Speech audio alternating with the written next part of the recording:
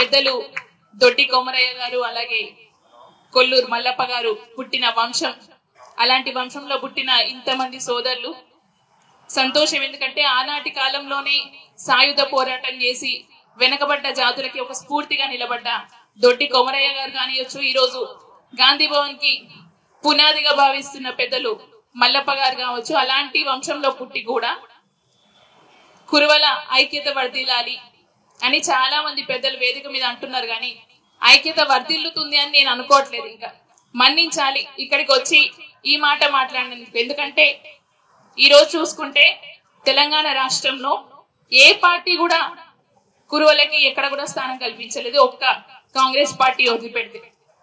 కానీ అలాంటి పార్టీ ఈ రోజు గాంధీ భవన్ లో మీటింగ్ ఏర్పాటు చేసుకుంటే ఈ జనం అంటే ఈ రోజు తెలంగాణ రాష్ట్రంలో ప్రతి నియోజకవర్గంలో కూడా ఎంత లేదా 20-30 వేల జనాభా కులాలు ఉన్న సంగతి మీ అందరికీ తెలిసిందే. కానీ ఎక్కడ ఐక్యత లోపిస్తుంది అన్నది ఒక్కసారి మనం ఆత్మవంచన చేసుకోవాల్సిన అవసరం ఖచ్చితంగా ఉంది.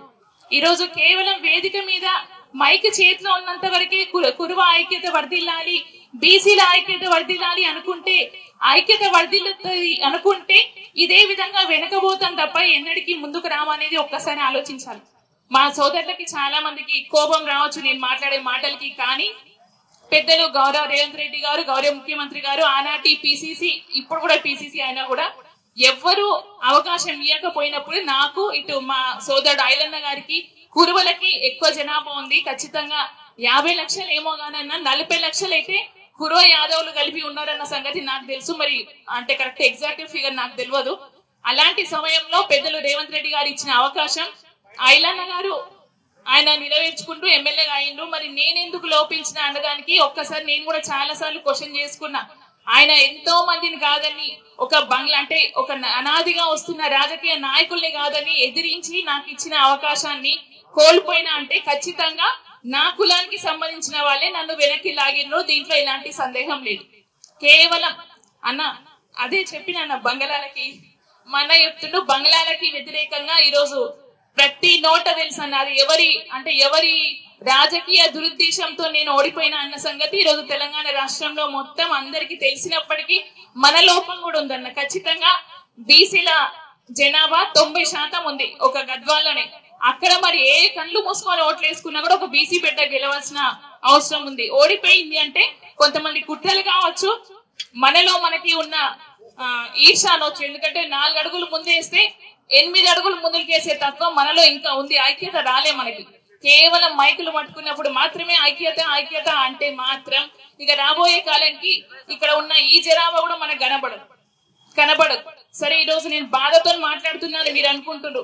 పెద్దలు మన మీద ఇచ్చిన గౌరవానికి, మనకిచ్చిన అవకాశాన్ని నెరవేర్చుకోవాలంటే ఖచ్చితంగా ఎంపీ ఎలక్షన్ లో ప్రతి నియోజకవర్గంలో పార్టీలకి అతీతంగా మన కులం ఓట్లన్నీ కూడా ఖచ్చితంగా కాంగ్రెస్ కి పార్టీకి పడాల్సిన అవసరం ఉంది. ఎందుకుంది అంటే ఆ రోజు నేను ఓడిపోయాను కాబట్టి ఈ రోజు పార్టీకి ఏమని చెప్తలేని. డెఫినెట్ గా ఉంది. ఇంత పెద్ద జనాభా ఉన్న కురువ కులాన్ని ఈ రోజు గుర్తించిన ఏకైక పార్టీ ఏదన్నా ఉందంటే కాంగ్రెస్ పార్టీ. ఈ రోజు పొన్నం ప్రభాకర్ అన్న మన కులం వస్తుడు కాదు, కాకపోతే ఒక బీసీ వాదం మీదే ఆయన బీసీ వాదానికి కట్టుబడి ఎక్కడున్నా నా బీసీలకి న్యాయం జరగాలి అనే నినాదంతో ముందుకెళ్తున్న వ్యక్తిగా ఈ రోజు మనకు అండగా ఈ రోజు మన పక్కన వచ్చి కూర్చొని ఇంత పెద్ద కురువ కులానికి పెట్టాల్సిన సభ నాకు తెలిసి ఈ సభ సరిపోదు. ఎల్బీ స్టేడియంలో పెడితే కూడా ఆ సభ సరిపోకూడదు. మనకి ఆ బలం ఉంది, కానీ మన బలాన్ని మనమే తక్కువ చేసుకొని మనమే వెనక్కి వెళ్ళి మనకి అవకాశాలు ఇస్తలేరు, మనని వెన్నదొక్కుతున్నారు అంటే మాత్రం పొరపాటు మనదే అవుతుంది. ఒక్కసారి ఆలోచించండి. ఈ రోజు ఆర్థికంగా ఉన్నాం. ఎందుకంటే ఈరోజు కూర్చున్న వాళ్ళని చూడండి, ఒక్కసారి మగవాళ్ళే ఉన్నారు, ఆడవాళ్ళు ఎవరు లేరు. ప్రతి ఒక్కరికి చేతికి ఉంగరాలు చూడండి, మెడలో ఉన్న గొలుసులు చూడండి. ఆర్థికంగా ఉన్నామా లేదో ఒక్కసారి ఆలోచించండి. అంటే నేనేదో మీ ఉంగరాల గురించి మాట్లాడతలేనన్న, ఆలోచించుకోవాల్సిన అవసరం ఉంది. ఆర్థికంగా బలపడ్డాం, చదువు విద్యలో బలపడ్డాం, సామాజికంగా బలపడ్డాం, కానీ రాజకీయంగా బలపడకపోవడానికి కారణం కేవలం మనలో మనకి ఐక్యత లేకపోవడం. ఒకరి మనవాడు ముందుకు వస్తున్నాడంటే ఈర్ష పడే వాడిని వెనక్కి లాగే ప్రయత్నాలు ఇంకా కొనసాగుతున్నాయి. దయచేసి ఇప్పటికైనా ఆలోచించండి. మనం ఒక్కసారి ఐక్యతగా ముందుకు వెళ్ళినామంటే మనకి ఎదిరించేవాడు ఎవరుండరు. కేవలం మన ఓట్లతోనే ఈసారి ఎంపీ అభ్యర్థులు 17 మందిలో 16 మంది కూడా మన వాళ్ళు గెలిపించుకునే అవకాశం మనకు ఉంది. మీరందరూ అదని గమనించుకొని ఈ రోజు ఇక్కడ అంటే గద్వాల నుంచి ఈడికి వచ్చి మా ఆడబిడ్డని గౌరవించుకుంటే ఇక్కడికి వచ్చి మమ్మల్ని ఏదో తిట్టిపోయింది అనుకుంటే మన్నిస్తారని ఆశిస్తున్నాను. కానీ దయచేసి ఇంకొకసారి రిపీట్ కాకుండా చూసుకోండి. మనము మన నాయకత్వాన్ని మన కులాన్ని బలపరుచుకోవాల్సిన అవసరం చాలా ఉంది. గొర్రెలు కాసేటోళ్ళు అంటే అమాయకులు, మన సాధు జీవుల కన్నా అమాయకత్వంగా మన మనస్తత్వాలు ఉంటాయి. ఆ మనస్తత్వాలని అవతల వాళ్ళు వాడుకొని మనలో మనకి కుట్రలు చేసి కుతంత్రాలు చేసి వాళ్ళు గెలుస్తున్నారు, మనల్ని ఓడగొడుతున్నారు, ఇంకా వెనక్కి దొరుకుతున్నారు.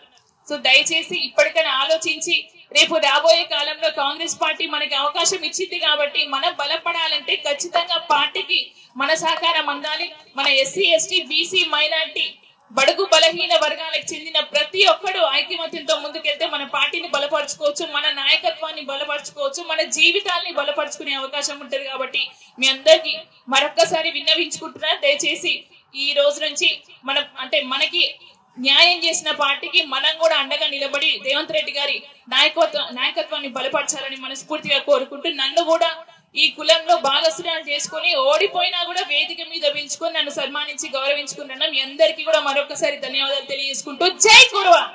జై కురువ అంటే చేతులే లేస్తలేవు, గొంతులే ఎత్తుతలేదు, ఎక్కడ ఐక్యత వస్తుందా? జై కురువ. సరేనా? ఈ రోజు అన్న మాటలకి కొంచెం వచ్చింది, నేను మళ్ళొక్కసారి ఇస్తానా. ఆ రోజు మాత్రం ఇక మార్పు అనేది ఖచ్చితంగా వస్తుంది, రాకుండా ఉండదు. దానికి ఒక పునాది కావాలి. బహుశా నా ఓటమి ఈ రోజు కురువ కులానికి పునాదులు అవుతాయని ఆశిస్తూ మీ అందరికీ మరొకసారి ధన్యవాదాలు తెలియజేసుకుంటూ సెలవు తీసుకుంటున్నాను.